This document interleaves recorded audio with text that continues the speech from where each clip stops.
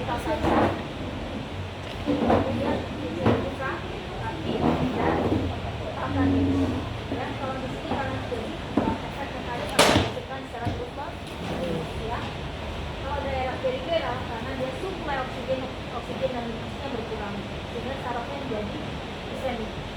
Ya, ischemic kemudian dia mengalami neuropraksia. Ya, kemudian berkembang menjadi neurognesis dan bisa mati berulang jadi aksomi.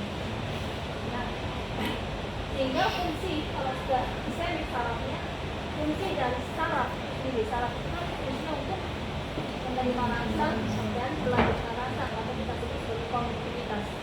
Ya. Nah, salah satunya adalah saraf sensoris yang terganggu. Sensoris itu menerima rasa berupa rasa laba, temperatur, panas, dingin, tekan dan sebagainya ya. Itu merupakan salah satu fungsi dari saraf cutaneous namanya. Nah, saraf cutaneous itu berada di kulit, ya, di kulit. Itu ada saraf cutaneous. Ya. Nah, saraf cutaneous itu dia bekerja untuk mengontrol rangsangan laba, rangsangan temperatur, sentuhan dan sebagainya. Maka kita harus identifikasi satu persatu di manakah dia bermasalah. Oke, yang pertama kita memeriksa fungsi dari touch and pressure. Touch itu sentuhan, pressure itu tekanan. Kita punya alat namanya manofilamen. Ya, ini manofilamen. Nah, ada syaratnya manofilamen itu harus beratnya adalah 10 gram. Ini adalah 10 gram. Ada yang 5 gram, ada yang 15 gram. Ini harus 10 gram. Why? Harus 10 gram karena teleskop. Saraf cutaneous teleskop pada touch and pressure hanya 10 gram. Ya, artinya orang sakit maupun orang tidak sakit, misalnya ya, itu bisa terdeteksi 10 gram. Tapi kalau di bawah 10 gram yang bisa deteksi hanya orang sehat. Orang sakit gimana? Tetapi kalau dia mengalami kelainan, 10 gram tidak akan bisa mendeteksi dengan baik karena mengalami penuh. Right? Sekarang kita mau periksa ya mas, tangannya begini, rasanya seperti apa? Menjepit. Boleh tak besarin nggak? Ya maksudnya boleh nggak? Ya, Sekarang dibilang untuk apa ya? Sekarang misalnya mau tes di kakinya, nanti kalau dia merasakan, bisa merasakan berarti iya jawabnya, kalau tidak merasakan tidak. Dan harus tahu di kanan dan kiri. Oke mas? Oke siap. Relax ya. Ya atau tidak? Kanan atau kiri?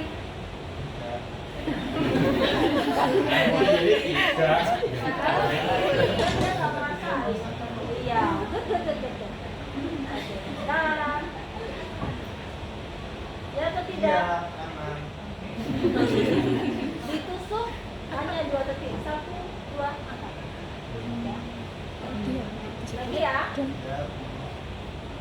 Ya atau tidak? Iya, kiri. Ya atau tidak? Iya, kiri. Ya atau tidak? Iya, kanan. Ya atau tidak? Tidak. Ya atau tidak? Tidak. Ya atau tidak? Iya, kanan. Ya atau tidak? Iya, kanan. Ya atau tidak? Iya, kiri. Ya atau tidak? Iya, kiri. Ya. 4. Yang diperiksa adalah di bagian mana? Perhatikan.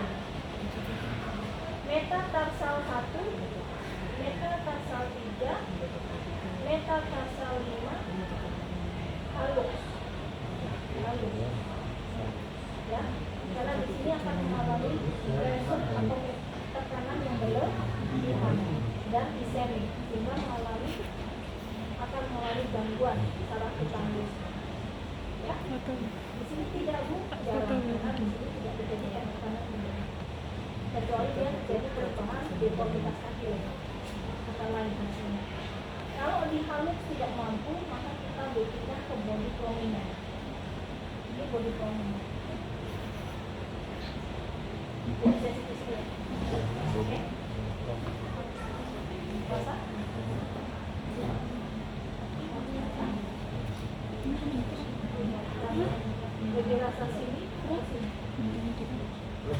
Rasa yang sini. Masa? Ya, kita terus lihat. Oh, kapan? Kita terus lihat satu, metaverse wajah, metaverse totalisme. Totalisme. Oh, rasa yang sini. Ya. Itu. Makanan yang gitu. Paham ya?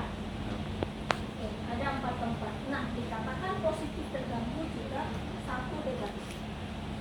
Dia nggak bisa jawab nih hanya satu hal yang bisa jawab, berarti sudah dikatakan positif terjadi sama dia. Paham ya? Misalnya dia 3 nih benar, 1 salah. Harusnya yes, tapi dia bilang no. Berarti dia mengalami yang salah itu kanan kirinya Bu. Dia bilang udah yes, tapi dia bilang kanan. Disorientasi berapa? Bukan gagal lagi neuropatinya, tetapi disorientasi kognitif. Kanan dan kiri.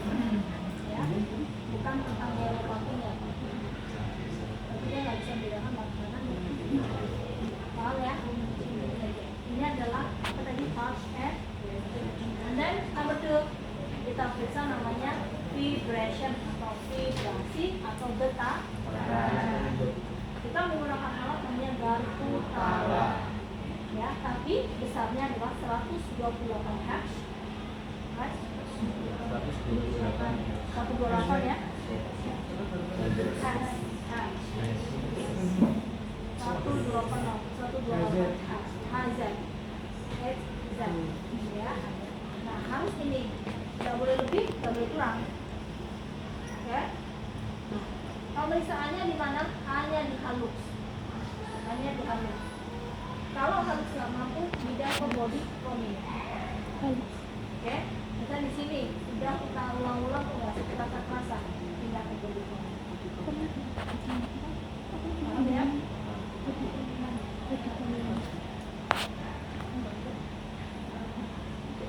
Oke ya. Bentar ya. Kita mulai ya Mas. Ya, siap Bu. Jadi, Yes or no? Kelas kanan. Yes or no? No. Kelas 1. Bagus. Yuk, next.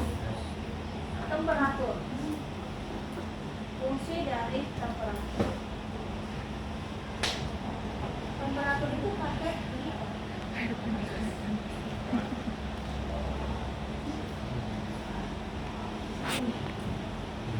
Panas. Cuman lama rasanya. Sebenarnya.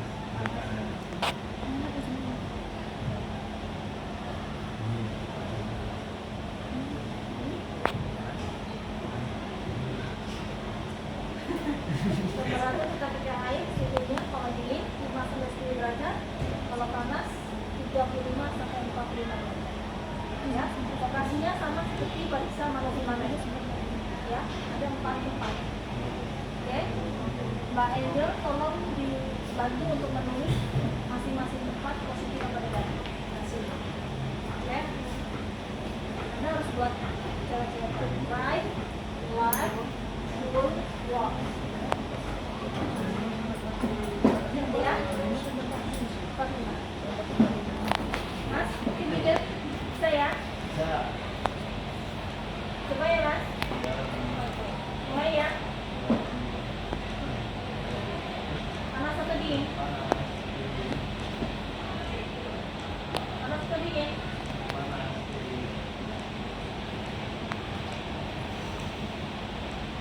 Panas atau dingin?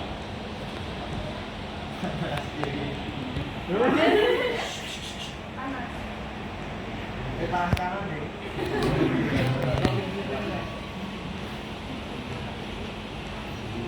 Panas dingin? Kanan. Panas atau dingin? Dingin kanan. Panas atau dingin? Dingin kanan. Panas atau dingin? Panas kiri.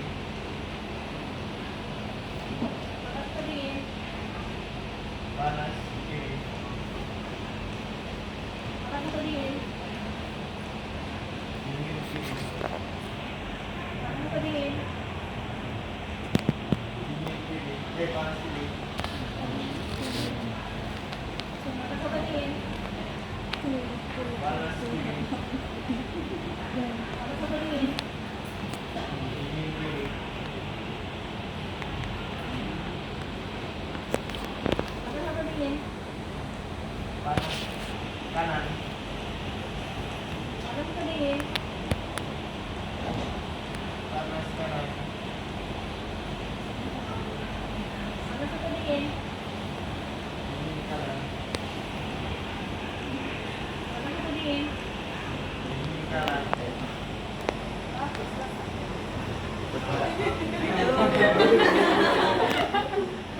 Silang. Ya salah. Soalnya waktu panas merambatnya tuh lama, jadi terus ada dingin sedikit tuh kayak panasnya lama-lama terus dingin. Kalau dingin kan dicasnya di kayak kadang terasa kayak terus panas gitu tuh. Jadi Jadi lebih responmu memang. Kan kalau nah ini kan panas langsung terbang gitu ya. ya Nah, kan bisa. Jadi di sini akan terjadi penebalan gitu loh. ya Sehingga dia harus mikir panas seperti ini ya. Jadi nggak sama. ya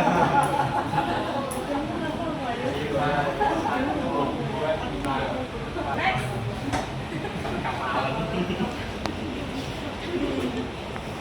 Kemudian yang terakhir kita cek adalah tendon, reflex tendon Achilles. Reflex tendon ini kan Achilles, ya. Yang bicara kenapa tendon Achilles?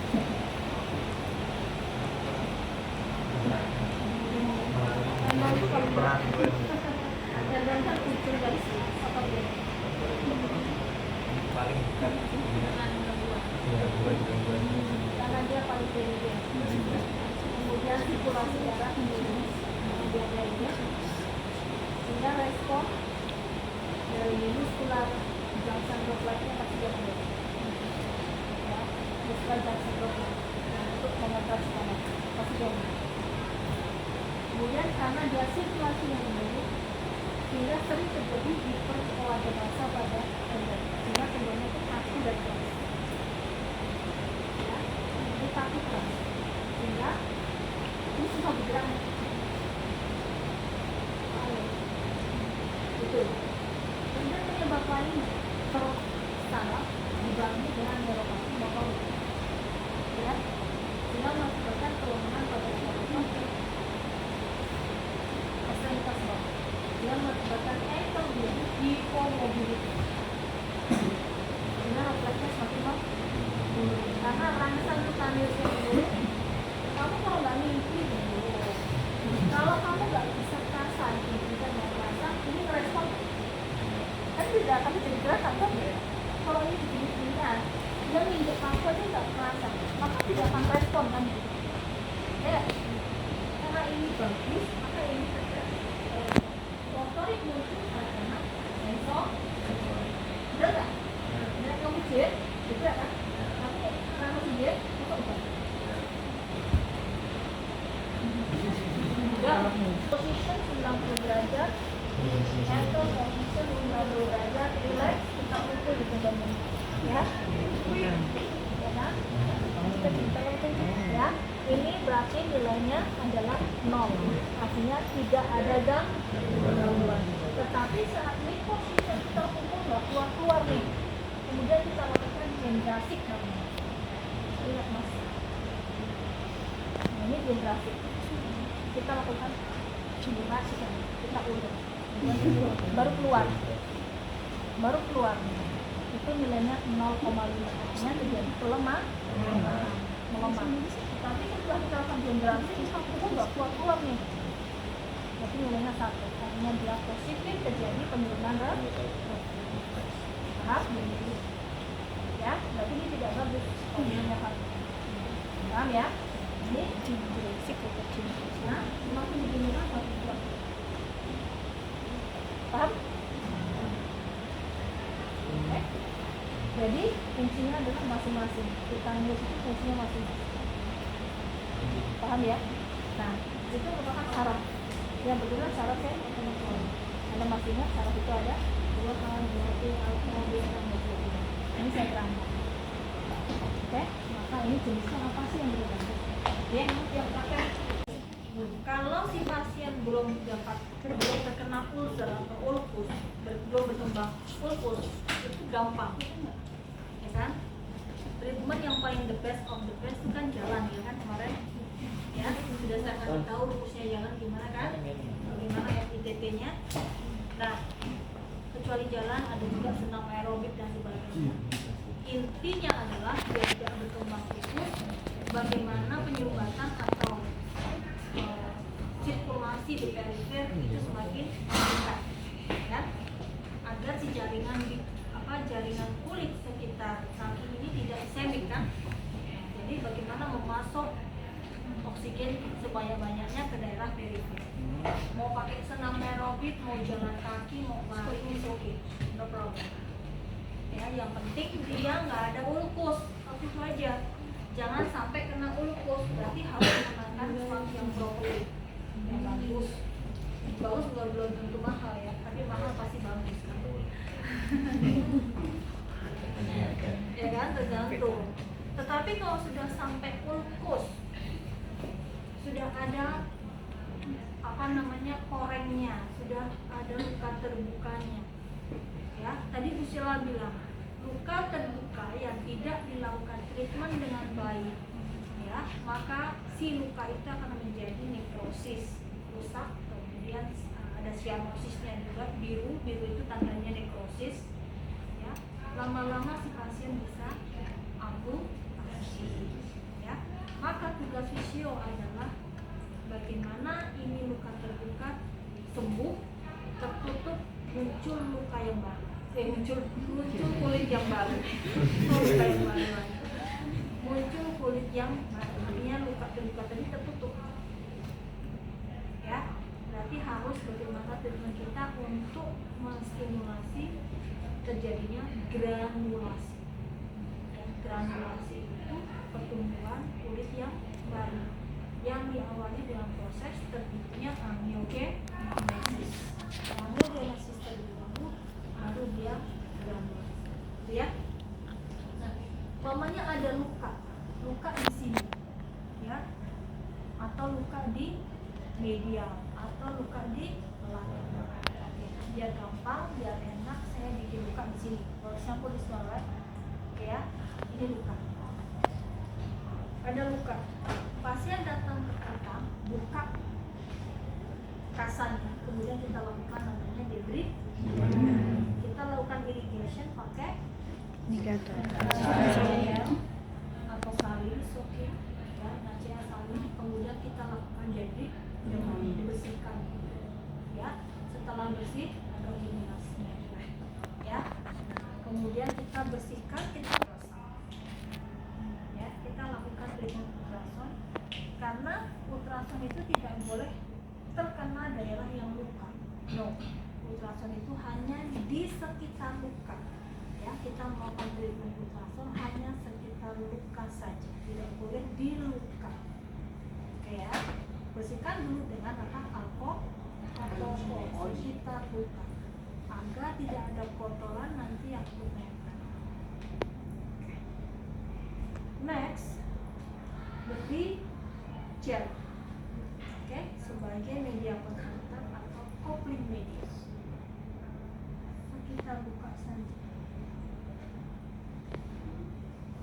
Sebenarnya kita pakai ini juga nggak salah, tapi kalau saya suka karena lebih kecil, ya. Ini namanya apa? Transducer. Alatnya S, ini ya. Nah, ultrasound as you know kan, hanya bisa digunakan untuk muskulus kayak pampir, benar ya? Setahu Anda ya. Tapi tidak, kita bisa menggunakan untuk luka terbuka, causa burn atau luka bakar, dan causa PAD, BPD, even dia luka pampir.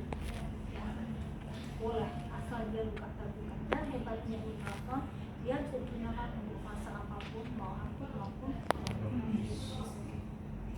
tapi ada pengganti lainnya kalau si pasien tidak nyaman menggunakan ini karena sensitivitasnya dia terlalu panas mungkin ya, berarti kita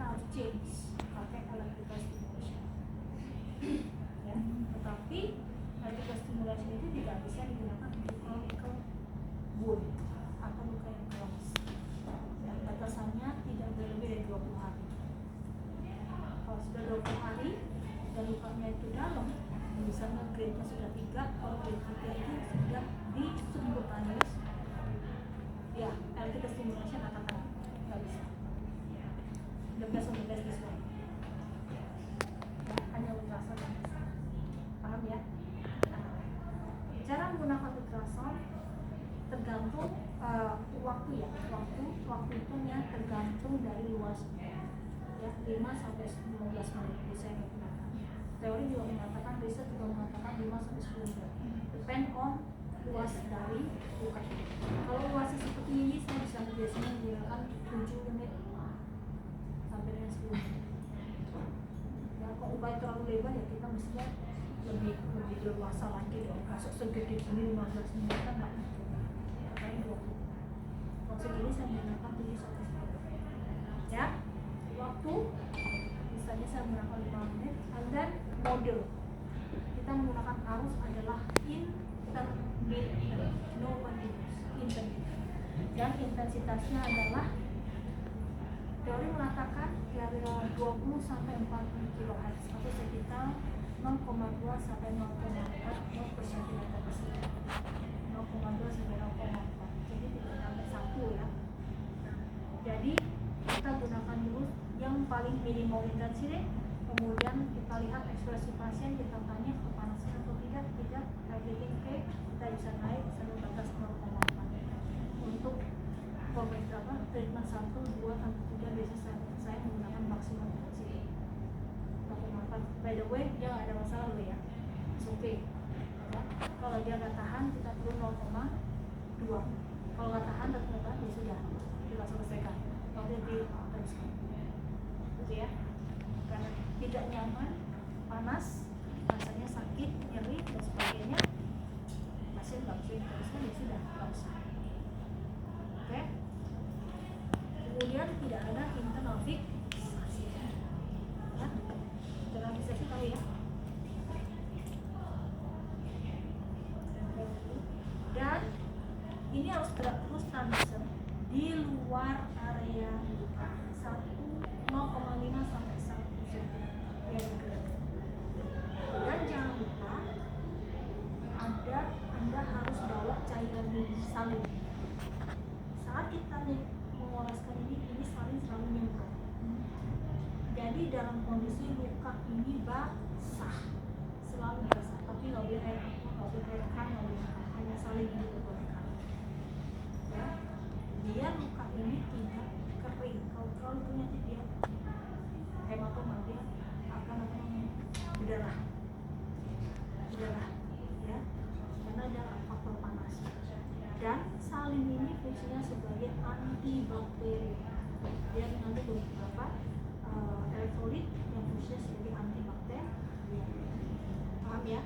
Harus salin ambil aja. Dan the bestnya adalah salin saat kita menggunakan ultrasound.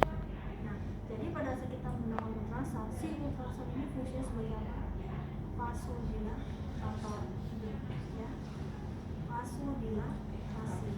Nah, efek dari ultrasound itu adalah panas. Anda masih ingat bahwa ultrasound itu merambat menggunakan gelombang itu, ada rapatan dan regangan, sehingga mengakibatkan pembuluh darah ini bisa melarut. Jadilah vasodilatasi. Sehingga diharapkan dengan adanya vasodilatasi, suplai oksigen dan nutrisi terpacu di sini, dan sel sebagai sel apa?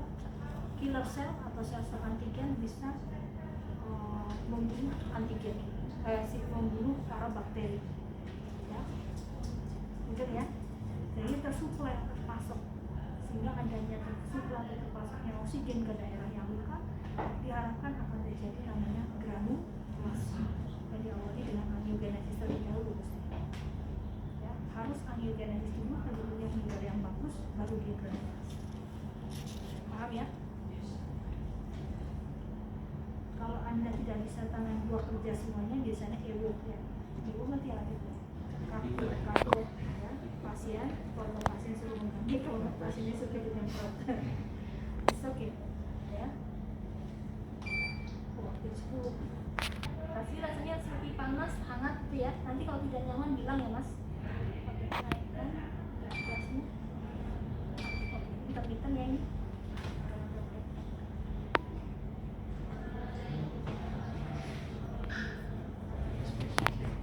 Hanya di samping.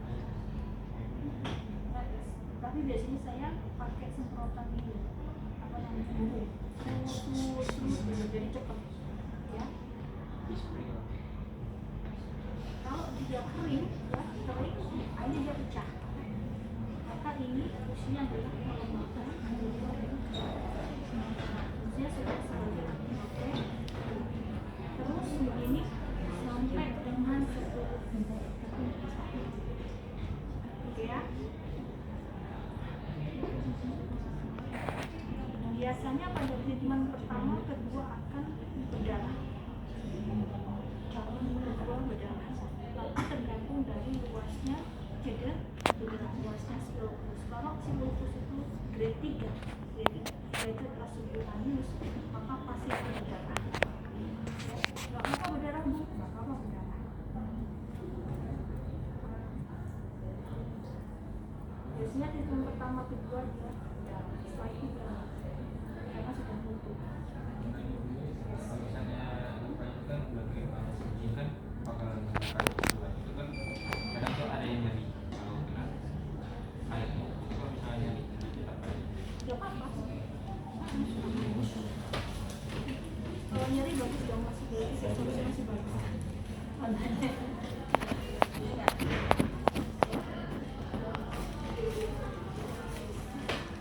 Ini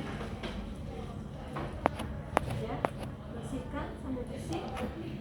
Kemudian jangan lupa kita olesi pakai antibiotik.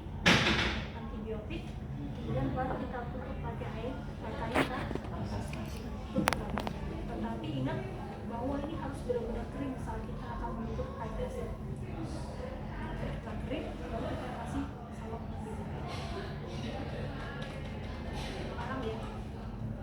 Jadi fungsi dari si US ini adalah untuk mempercepat proses inflamasi, meningkatkan sirkulasi, kemudian mempercepat proses granulasi. Ya, kan yang penting akan terjadi granulasi. Yang penting di sini pembuluh darahnya bagus kan? Nah, gimana mau bagus kalau dia mampet semuanya? Ya kan, mampet itu oleh karena apa ya? Tadi kadar gulanya tinggi, sebenarnya begitu ya, mampet semuanya. Jadi kita butuh nih suatu alat yang bisa meningkatkan, melebarkan pembuluh darah. Ini salah satu. Karena dia penetrasinya lebih dalam dibandingkan dengan procrastination. Paham ya? Jadi setelah itu ini dilakukan 3 kali dalam satu bulan. Pasien saya tidak lebih dari 1 bulan, kurang dari 1 bulan, grade 3. Ya, grade 3 tahu sendiri, subkutanusnya udah gerong, subkutanusnya udah hilang, karena kulit udah hilang, pakai rasakan, tahu si pasien. Kalau sampai rumah nanti mandi nggak boleh kena air, tetap dalam keadaan kering. Kemudian besok diganti sendiri rasa harus diganti setiap hari. Ya, besok diganti ya Pak. Nanti kasih salepnya ganti. Jangan ada lubang, karena lubang itu bisa masuk kotoran, itu mengakibatkan infeksi. Tutup kan. Hari berikutnya datang lagi ke sini. Kita yang ganti. Treatment udah selesai. Begitu terus. Paham? Itulah yang mempercepat sembuhnya luka dan mengurangi risiko kampung. Tetapi kalau sudah nekrosis, sudah hitam, nggak bisa. Jangan berharap. Ya, jangan jadi tukang sulap. Ya, nggak bisa aja kasih harapan sama pasien. No. Kalau sudah nekrosis, hitam dan jenisnya sudah ya, nekrosis atau nekrosis kayak keripik itu ya, ya itu udah habis. Pengatangan. Tapi kalau masih ada kerasa, oke, dan masih bagus warnanya merah, bagus. Kita bisa inspeksi. Ya. Ada pertanyaan?